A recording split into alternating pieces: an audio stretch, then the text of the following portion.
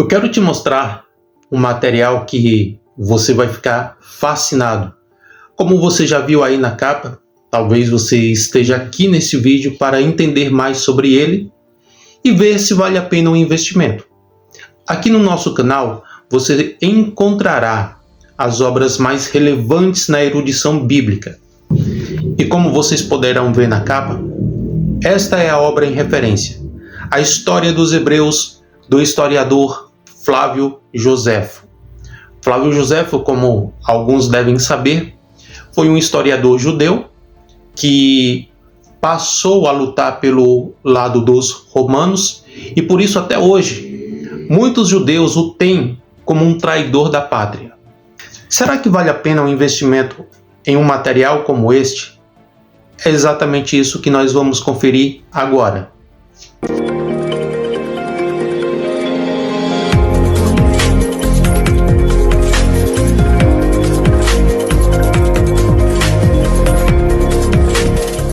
A capa é realmente belíssima.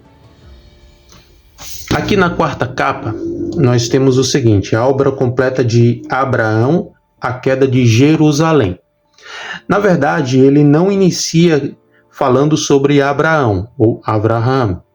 Ele inicia contando um relato ali sobre Adão e Eva, sobre como o pecado entrou, a queda do homem, etc. Tendo atravessado os séculos até os nossos dias, a história do povo judeu, através do registro de Flávio Joséfo, permanece com o mais antigo, fidedigno relato dos acontecimentos contido nas Escrituras. Diversas razões contribuem para tornar esta uma obra-prima, não apenas a magnitude do assunto, mas também o fato de seu autor ser tanto testemunha ocular quanto coadjuvante de alguns eventos por ele narrados. Além disso, o que se revela em História dos Hebreus é a confirmação das promessas de Deus para o seu povo e o cumprimento de sua palavra em todos os fatos registrados em suas páginas. O autor, de origem judaica, sendo também de linhagem sacerdotal, Flávio Joséfo, um escritor e historiador judeu que viveu entre 37 e 103 depois de Cristo, escreveu a obra que se tornaria, depois da Bíblia, a maior fonte de informações sobre os impérios da antiguidade, o povo judeu e o Império Romano. De fato, esta é uma obra poderosa de informações. Então vamos lá, vamos ver aqui por dentro. Já começamos aqui com uma folha de rosto, mais outra folha de rosto. Aqui temos os direitos, copyright, citações, tradução Vicente Pedroso, serviço de atendimento e etc. Mas vamos já para cá. Sumário. Parte 1. Antiguidades judaicas. Na verdade, são 7 livros de Flávio Joséfo que estão distribuídos dentro desta obra. Aqui nós temos apresentação, índice de abreviaturas, advertências, prefácio de Joséfo, livro 1, capítulos. Criação do mundo, Adão e Eva desobedecem à ordem de Deus e ele os expulsa do paraíso terrestre. Caim mata seu irmão Abel, Deus o expulsa. Sua posteridade é tão má quanto ele.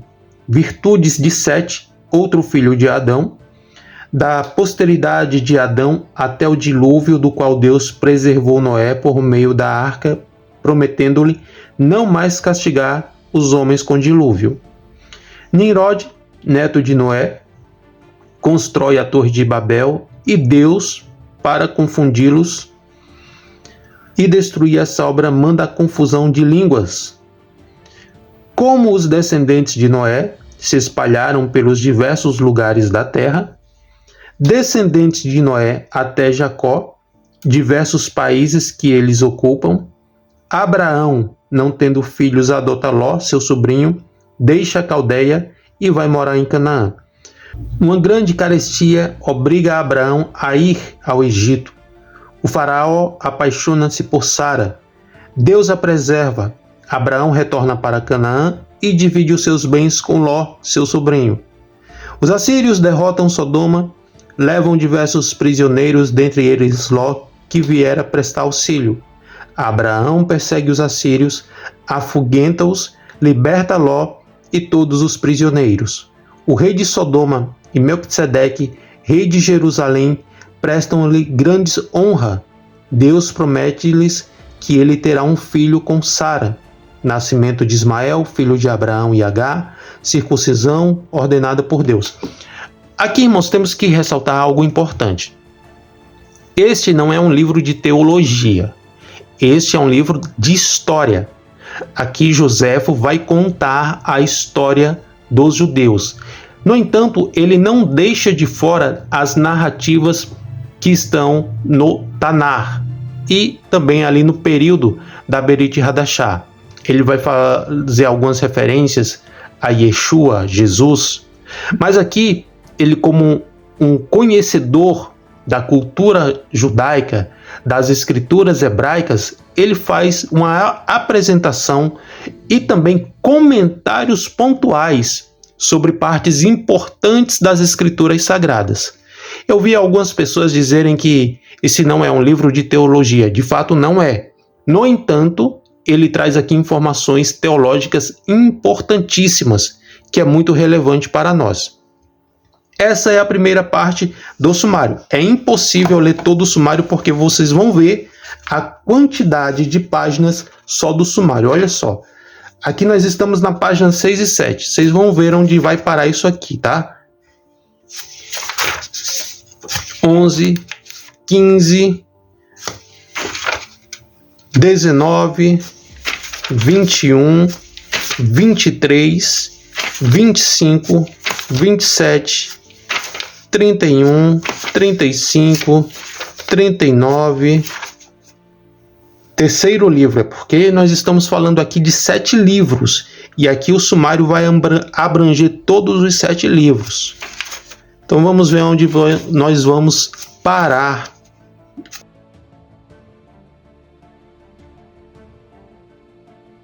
Nós vamos até a página de número 57. Passando daqui, primeira parte, Antiguidades Judaicas. Temos aqui a apresentação sobre o autor, Flávio Joséfo. Foi um escritor e historiador judeu que viveu entre 37 e 103 d.C. Seu pai era sacerdote e sua mãe descendia da casa real asmoneana. Portanto, Joséfo era de sangue real. Ele foi muito bem instruído na cultura judaica e grega. Falava perfeitamente o latim, o idioma do Império Romano, e também o grego. O grego era como o inglês, uma linguagem universal. Logo cedo, demonstrou intenso zelo religioso, filiando-se ao grupo religioso dos fariseus. Durante toda a sua vida, a sua terra e ao seu povo estiveram sob o domínio romano. No ano 66 depois de Cristo, irrompeu uma revolta dos judeus contra os romanos e Joséfo foi enviado para dirigir as operações contra os dominadores. Na turbulenta Galileia, aí ele logrou algumas vitórias, mas logo foi derrotado. Rendeu-se ao exército romano. Finda a guerra, foi conduzido a Roma, onde lhe conferiram a cidadania romana e também uma pensão do Estado. Época em que lhe foi dado o nome romano de Flávio. Ele viveu em Roma até o fim da sua vida, escrevendo a obra que atravessaria os séculos e chegaria até nós. Depois da Bíblia, é a maior fonte de informação sobre o Império da Antiguidade, o povo judeu e o Império Romano. As obras de Joséfo vêm sendo preservadas e divulgadas pela Igreja Cristã, uma vez que os judeus até hoje consideram Joséfo um oportunista, devido ao seu relacionamento com os romanos. Qualquer estudante da Bíblia encontrará em Joséfo, Flávio Joséfo, descrições minuciosas de personagens dos evangelhos e dos Atos dos Apóstolos, tais como Pilatos, os Agripas e os Herodes. A história desses personagens, inúmeros pormenores do mundo greco-romano, relatada nesta obra, receberam surpreendentes confirmações com a recente descoberta de Qumran e Massada, em Israel, as quais conferiram aos relatos de Joséfo uma credibilidade ainda maior. Nessa próxima página nós temos índice de abreviatura do Antigo Testamento e aqui nós temos todo o índice que já conhecemos. Gênesis, Êxodo, Levítico, Números, tudo que você já conhece que possui aí na sua Bíblia. As iniciais de cada livro e o nome dos livros posteriormente. Olha que importante isso aqui, irmãos. A importância da história para se compreender o plano de Deus. Flávio Joséfo é considerado um dos maiores historiadores de todos os tempos. Acha-se ele, devido à sua importância não somente aos judeus, mas também a toda a humanidade, ao lado de Heródoto, Políbio e Estrabão, embora não fosse profeta, e apesar de não contar com a inspiração dos escritores bíblicos, mostra-nos ele claramente como as profecias do Antigo Testamento cumpriram-se na vida dos filhos de Abraão. O que isso vem demonstrar? Que a história qual solicita é amável, serva dos desígnios divinos, tem como função realçar a intervenção do Todo-Poderoso nos negócios humanos. Vejamos a seguir como podemos definir a história no dicionário teológico, assim a conceituamos. A palavra história é de origem grega, vem de histor, aquele que sabe, que conhece, conhecedor da lei, juiz. Aprofundando-nos um pouco mais em sua etimologia, descobrimos que este vocábulo origina-se da raiz de um termo que significa conhecer, ide. Você sabia disso? Eu não sabia. Aprendi aqui com esse livro.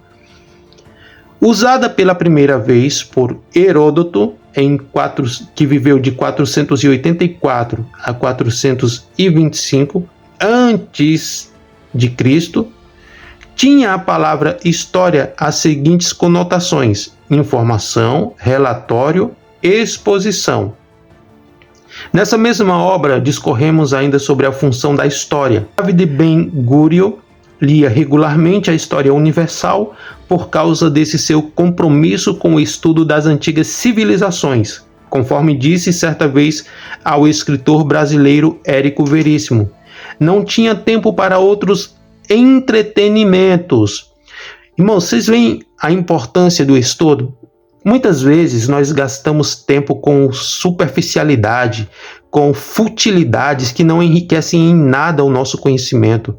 Gastamos tempo em redes sociais que não agrega valor nenhum à nossa condição cultural. E você vê que aqui, empreender tempo em conhecimento é investimento e não perda de tempo. Se pudéssemos perguntar ao fundador do Estado de Israel o porquê dessa sua preferência, certamente responder-nos-ia com essas palavras de Cícero: ignorar o que aconteceu antes de termos nascido equivale a ser criança. Como estadista, não se deve portar infielmente. Punha-se Ben-Gurion aos pés da história para não pisar as asneiras passadas. E aqui eu vou pular, só apenas ler algumas marcações que eu fiz. É mister que comecemos a estudar a história universal pelas Sagradas Escrituras. Mas quem aprende com a história sagrada e da história universal faz-se discípulo. Ambas são registradas pelo Altíssimo. Sabe avançar e parar. Quando necessário, espera. Isto é aprender história. Estar com os olhos no futuro, com o espírito no pretérito e com o coração sempre presente. O historicismo é a filosofia que ensina estar em todos os acontecimentos e fatos humanos condicionados pelas circunstâncias históricas. Muito bom isso aqui. Muito bom mesmo. Prefácio de Joséfo. Eu não vou ler aqui para o vídeo não ficar demasiadamente longo. Vou apenas mostrar para vocês alguns comentários que ele faz sobre a criação. Aqui nós já entramos propriamente no primeiro livro, o Sefer Bereshit, livro de Gênesis, capítulo 1, criação do mundo. Adão e Eva desobedecem à ordem de Deus e eles os expulsa do paraíso terrestre. Queridos, nada mais proveitoso do que você ter um comentário diretamente de alguém que conheceu a cultura do povo. Não apenas estudiosos de teologia cristãos, que muitas vezes interpretam as escrituras excluindo completamente o entendimento judaico. Aqui em Flávio Joséfo, nós temos o entendimento não de um teólogo, mas de um historiador e escritor que conhecia a fundo as escrituras sagradas. Veja o que ele comenta aqui. No princípio Deus criou o céu e a terra, mas a terra não era visível, porque estava coberta de trevas espessas, e o Espírito de Deus adejava por cima dela. Aqui ele irá utilizar umas palavras um tanto peculiar. No segundo dia, Deus criou o céu, separou de todo o resto e colocou-o por cima, como sendo o mais nobre. No terceiro dia, tornou fixa a terra, rodeou-a pelo mar e fê-la produzir as plantas com as suas respectivas sementes. No quarto dia, criou o sol, a lua e os outros astros e colocou-os no céu para lhes serem o ornamento principal. No quinto dia, criou os peixes que nadam na água e os pássaros que voam no ar e quis que formassem casais, a fim de crescerem e se multiplicarem, cada um segundo a sua espécie. No sexto dia criou os animais terrestres e distinguiu-os em sexos diversos, fazendo-os macho e fêmea. E nesse mesmo dia criou também o homem. E por esse motivo estou apenas fazendo a leitura de alguns pontos interessantes que eu já marquei aqui. E por esse motivo que não trabalhemos nesse dia, fala do Shabat, e lhe damos o nome de sábado, que em nossa língua quer dizer descanso. Ele diz que Deus tomou pó da terra, fez o homem e com a alma inspirou nele o espírito e a vida.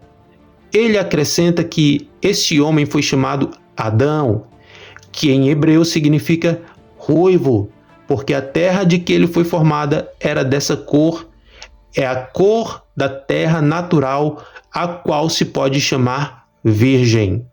E logo que Adão a viu, percebeu que ela havia sido tirada dele e que era parte dele mesmo. Aqui está fazendo referência à criação de Havá, de Eva. O jardim era regado por um grande rio que o rodeava completamente e se dividia em 4 outros rios. O primeiro desses rios chamava-se Pison, que significa plenitude, e ao qual os gregos chamam Ganges, corre para a Índia e desemboca no mar. O segundo, que se chama Eufrates, e fora em nossa língua significa dispersão ou flor. E o terceiro, a quem chamam Tigre ou Diclate, que significa estreito e rápido. Ambos desembocam no Mar Vermelho. O quarto, de nome Gion, que significa vem do Oriente, é chamado Nilo pelos gregos e atravessa todo o Egito. Para melhor induzi-la, disse-lhe que o fruto continha uma virtude secreta, que dava o conhecimento do bem e do mal, e que se ela e o marido comessem dele, seriam tão felizes quanto Deus. Você vê um nível elevado de interpretação? Aqui ele faz a hermenêutica e a exegese. Então ele nos mostra como seria o diálogo de Deus com Adão e Havá. Então veja que aqui ele faz referência a esse nível tão profundo do diálogo. Veja, Deus entrou no jardim e Adão, que antes do pecado conversava familiarmente com ele, não ousou apresentar-se por causa da sua falta que havia cometido. Deus perguntou-lhe: por que, em vez de sentir prazer em se aproximar dele, estava fugindo e se escondendo. Está no texto essa pergunta que o Eterno fez? Não. Mas aqui nós vemos alguém interpretando de forma harmônica com as Escrituras. Isso aqui é chamado de exegese. Ou ainda dentro dos 4 níveis de interpretação, isso aqui é midrash. Então, irmãos, a profundidade do conhecimento do historiador é absurda. Capítulo 2 temos mais algumas coisas. São muitas marcações que eu já fiz aqui. Parei na página de número 83, capítulo 4, olha. Nova murmuração dos israelitas contra Moisés. Deus, por meio de um milagre, confirma pela 3ª vez a Arão, no sumo sacerdócio, cidades determinadas aos levitas, diversas leis estabelecidas por Moisés. O rei da Idumeia recusa da passagem aos israelitas. Morte de Míriam, irmã de Moisés e de Arão. Seu irmão, a qual Eleazar, seu filho, sucede no cargo de sumo sacerdote. O rei dos amorreus recusa da passagem aos israelitas. É um conteúdo vastíssimo. Se vale a pena um investimento? Cada centavo, querido irmão, cada centavo aqui nessa obra é um grande investimento que você não irá se arrepender.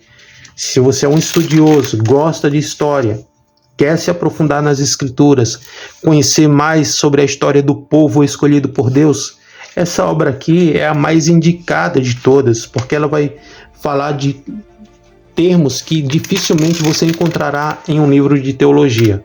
Olha, as páginas vêm bem pregadas, tá vendo? Parece que estão rasgando.